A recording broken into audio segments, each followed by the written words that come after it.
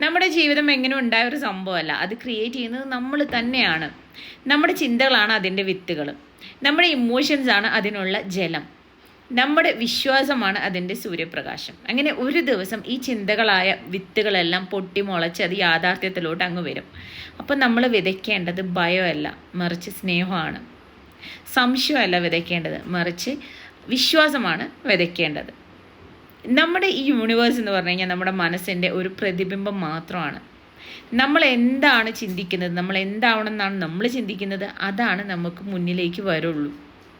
ഒരു കാര്യം മറക്കരുത്, എന്താന്ന് വെച്ചാൽ നമ്മുടെ ലൈഫിൻ്റെ ക്രിയേറ്റർ നമ്മൾ തന്നെയാണ്.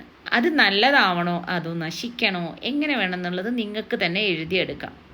അപ്പം മറക്കരുത്, നമ്മുടെ മനസ്സിൻ്റെ ചിന്തകളാണ് നമ്മുടെ വിത്ത്, നമ്മൾ മുളപ്പിക്കാനിടുന്ന വിത്ത്. സോ നമ്മുടെ മനസ്സിൻ്റെ ചിന്തകൾ എപ്പോഴും ഹാപ്പി ആയിട്ടിരിക്കണം, പോസിറ്റീവായിട്ടിരിക്കണം. മനുഷ്യനാണ്, പറ്റില്ല എന്നൊക്കെ അറിയാം, എന്നാലും ട്രൈ. നമുക്ക് മാറ്റാൻ പറ്റാത്തതായിട്ട് ഒന്നുമില്ല.